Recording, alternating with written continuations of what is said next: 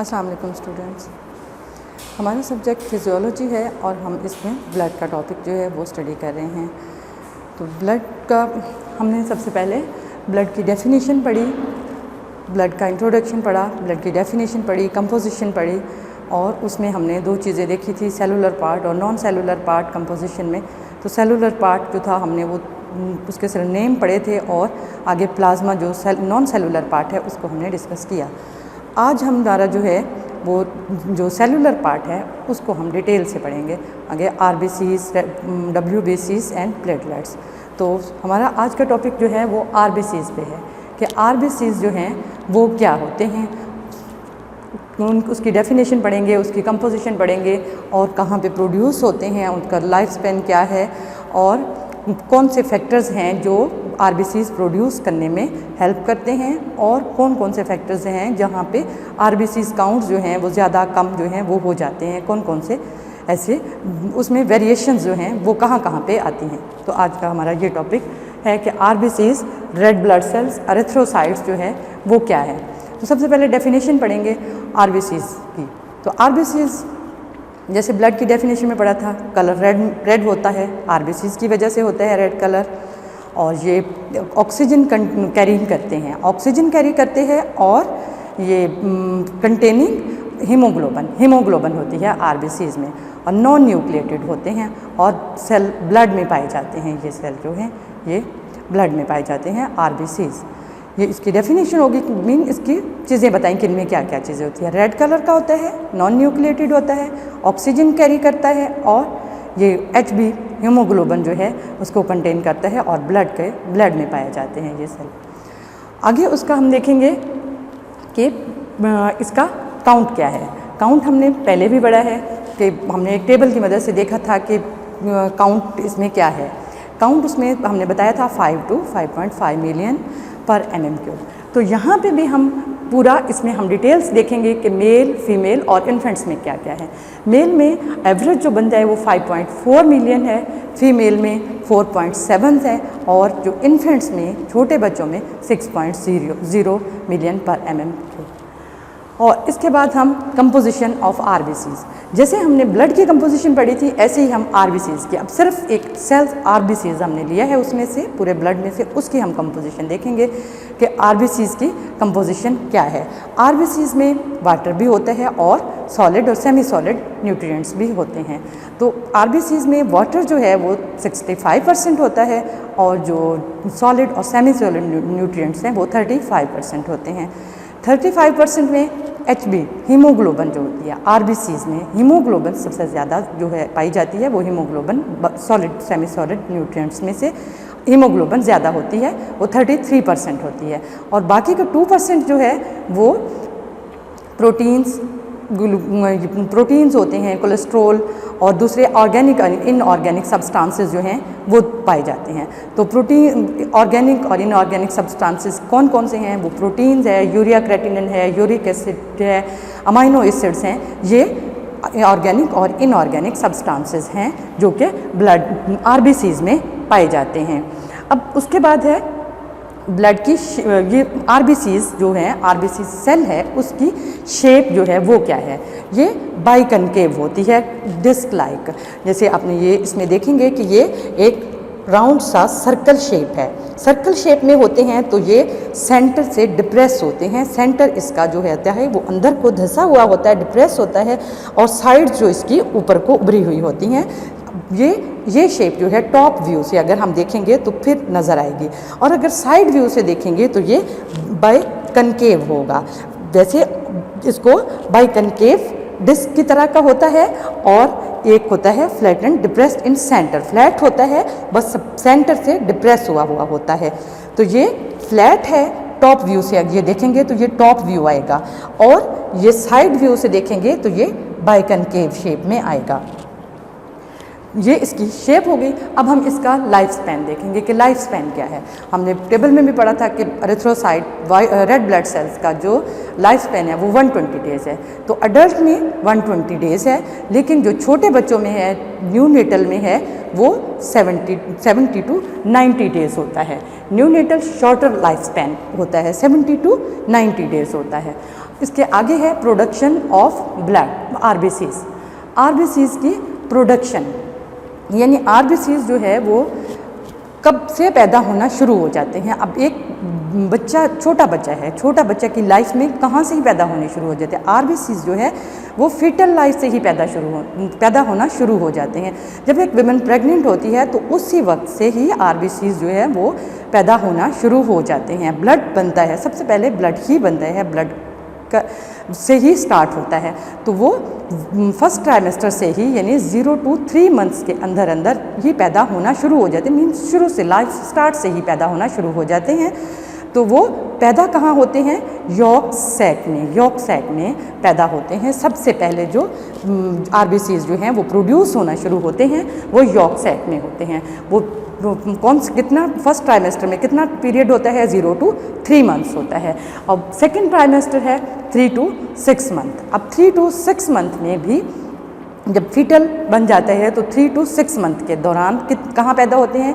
Liver, spleen and lymph node में RBCs produce होते हैं। आरबीसीज की बात करें कि आरबीसीज सेकेंड ट्राइमेस्टर में फीटल के कौन से ट्राइमेस्टर में? सेकेंड ट्राइमेस्टर में 3 to 6 मंथ के दौरान कहाँ प्रोड्यूस होते हैं? Liver, lymph node and spleen में। और थर्ड ट्राइमेस्टर 6 to 9 मंथ तक होता है। 6 to 9 मंथ तक थर्ड ट्राइमेस्टर होता है। तो इसमें कहाँ पैदा होते हैं? इसमें बोन मैरोज में पैदा होते हैं, बोन्स में पैदा होते हैं। जिस लास्ट ट्राइमेस्टर से लेके अप टू 5 इयर्स तक तो बोन मैरोज में पैदा होते हैं, प्रोड्यूस होते हैं ये आरबीसीज जो हैं। अप टू 5 इयर्स बोन्स में प्रोड्यूस होते हैं आरबीसीज। इसके बाद कहते हैं कि आफ्टर 20 इयर्स तक तो ये बोन्स मैरोज में पैदा होते रहते हैं, प्रोड्यूस होते हैं सेल आरबीसीज जो हैं। लेकिन आफ्टर 20 इयर्स ये उसमें बोन मैरोज के उसमें नहीं पैदा होते, बोन मैरोज में पैदा नहीं होते, बल्कि कहाँ होते हैं? ये जो लॉन्ग बोन मैरोज होती हैं वहाँ पे नहीं होते, बल्कि ये जो मेम्ब्रेनियस बोन्स होती हैं उनमें फिर प्रोड्यूस होते हैं आरबीसीज। लाइक कौन कौन सी वो हैं? स्टर्नम है, इलियम है, रिब्स एंड वर्टिब्रास। यहाँ पे आफ्टर 25 इयर्स, जब एक इंसान जो है 25 इयर्स का हो जाता है तो उसके जो आरबीसीज हैं, रेड ब्लड सेल्स हैं, वो फिर बोन मैरोज, आम जो लॉन्ग बोन मैरोज है वहाँ पे नहीं, सिर्फ जो मेम्ब्रेनियस बोन मैरोज हैं वहाँ पे पैदा होते हैं। जैसे कि स्टर्नम है, vertebras, ribs and ilium, in membranous bone marrows में पैदा होते हैं, बोन्स में पैदा होते हैं। अब आगे कहते हैं कि फैक्टर नीडेड फॉर एरिथ्रोपोएसिस। अब एरिथ्रोपोएसिस क्या है? फैक्टर्स जो नीड होते हैं, ज़रूरत होते हैं एरिथ्रोपोएसिस। एरिथ्रोपोएसिस जो है वो प्रोसेस है प्रोडक्शन ऑफ आरबीसीज का। आरबीसीज का प्रोड्यूस होने का एक प्रोसेस है। एक प्रोसेस होता है कि ये कहाँ से कैसे कैसे पैदा होते हैं, तो ये एक प्रोसेस है। किन किन चीज़ों से होते हैं? तो ये फैक्टर जो नीडेड होते हैं आरबीसीज के प्रोडक्शन के लिए, प्रोसेस के लिए, जो प्रोसेस उसने करना है उसके लिए जो नीड होते हैं फैक्टर्स, वो कौन कौन से हैं? विटामिन B12, विटामिन B12 बहुत ही ज़रूरी होता है आरबीसीज की प्रोडक्शन के लिए।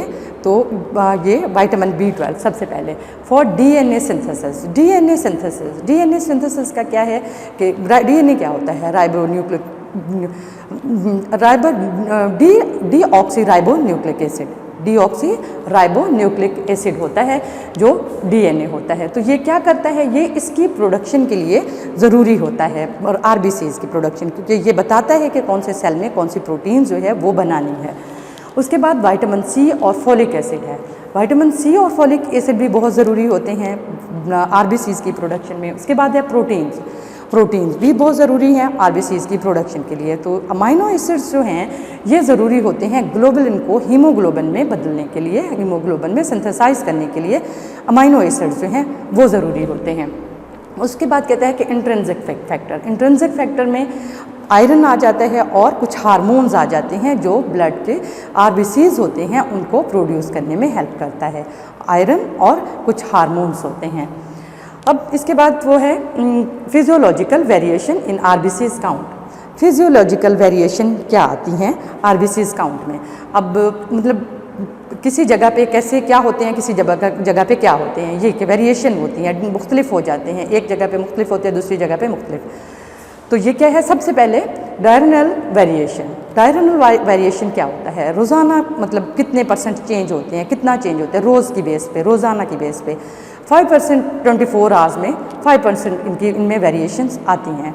5% वेरिएशन मीन मतलब जो एक दिन में पूरे 24 आवर्स में कि इतना हो जाते हैं, 5% वेरिएशन आती है, कभी कितने होते हैं कभी कितने 5%। सुबह के टाइम में, मॉर्निंग के टाइम में और जब इंसान सो रहा होता है तब जो होते हैं उनका काउंट जो होता है वो लोएस्ट होता है सुबह के टाइम में, और जब सो रहा होता है तब लोएस्ट काउंट होता है, और जब इवनिंग टाइम होता है, शाम का टाइम होता है, तो वही काउंट जो है RBCs का वो बढ़ जाता है। जो हमने काउंट पढ़ा था कि इसका नॉर्मल काउंट इतना होता है, तो वो काउंट जो है वो एक इंसान उसमें बढ़ जाता है शाम के टाइम में। ये इसमें वेरिएशंस आती हैं कि सुबह के टाइम और होता है, शाम के टाइम और होता है। सुबह के टाइम में कम होता है, शाम के टाइम में ज़्यादा होता है, डेली बेसिस पे, डेली रोज़ाना की बुनियाद पे RBCs का जो ये काउंट होता है। आगे टेम्परेचर है, टेम्परेचर पे इफ़ेक्ट करता है RBCs के काउंट पे कि RBCs अगर तो टेम्परेचर कम है तो RBCs जो है वो कम होंगे, अगर एक्सटर्नल टेम्परेचर ज़्यादा होता है तो RBCs काउंट जो है वो ज़्यादा हो जाएगा, इंक्रीज़ हो जाएगा RBCs काउंट जो है। इसके बाद है हाई एल्टीट्यूड। हाई एल्टीट्यूड क्या होता है, हाई एल्टीट्यूड ऊंची जगह मीन अगर किसी पहाड़ी पे चढ़ जाते हैं तो उसका RBCs का काउंट जो है वो चेंज हो जाएगा। क्यों चेंज हो जाएगा? ऑक्सीजन की कमी की वजह से। ऑक्सीजन जो है वो हाई जगह पे, ऊंची जगह पे ऑक्सीजन जो है वो कम जाती है। जब ऑक्सीजन कम होती है तो RBCs जो होते हैं उनका काउंट जो है वो बढ़ जाता है, इंक्रीज़ हो जाता है ऊंची जगह पे जाने से, ऑक्सीजन की कमी की वजह से। आगे है हाइपोक्सिया, नंबर 4 पे हाइपोक्सिया है। हाइपोक्सिया का मीन भी यही होता है कि ऑक्सीजन की कमी हो जाना। वो तो बता रहा था कि ऑक्सीजन जो है हाई जगह पे जाने से ऑक्सीजन कम हो जाती है। ऑक्सीजन वैसे भी पता है कि ऑक्सीजन अगर जितनी ज़्यादा ऊंची जगह पे जाएंगे तो ऑक्सीजन जो है वो कम होती जाती है, तो RBCs काउंट जो है वो उसमें बढ़ जाएगा जब ऑक्सीजन कम होगी। तो हाइपोक्सिया, हाइपोक्सिया जो है वो किसी डिजीज़ की वजह से भी हो सकता है, तो ये उसमें RBCs जो है RBCs का काउंट बढ़ जाएगा और ऑक्सीजन की कमी हो जाने की वजह से।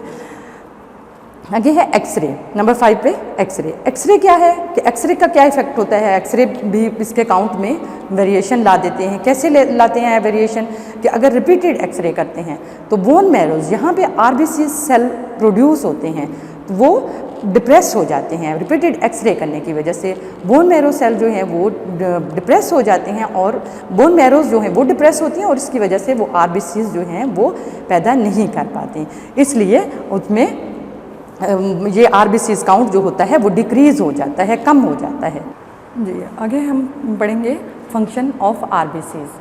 RBCs के फंक्शन क्या हैं, जो ब्लड में RBC सेल्स हैं इनके फंक्शन क्या है, ये क्या करते हैं। सबसे पहले नंबर पे फंक्शन है रेस्पिरेशन। रेस्पिरेशन क्या है, क्या होता है? ब्रीदिंग, ब्रीद करना, सांस लेना। सांस लेने में क्या किरदार अदा करते हैं RBCs? RBCs जो हैं ये कंटेन होते हैं HB पे, हीमोग्लोबिन पे। RBCs कंटेन हीमोग्लोबिन, और हीमोग्लोबिन जो होती है ये RBCs में मौजूद होती है, जिसकी वजह से रेस्पिरेशन में मदद मिलती है। और ये क्या करती है? ट्रांसपोर्ट करती है ऑक्सीजन को और कार्बन डाइऑक्साइड को।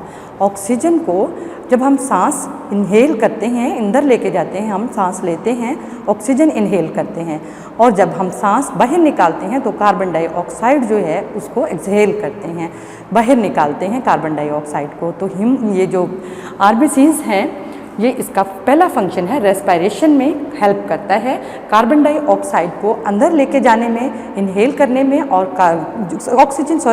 ऑक्सीजन को अंदर लेके जाने में और कार्बन डाइऑक्साइड को बाहर निकालने में हेल्प करता है। It also contain carbonic anhydrase enzymes. ये कार्बोनिक एनहाइड्रेज एंजाइम्स भी इसमें पाए जाते हैं। नंबर 2 पे है acid base balance. Acid base balance को RBCs जो है वो मेंटेन करने में हेल्प करते हैं। एसिड बेस क्या है? ब्लड की जो pH होती है वो 7.4 होती है।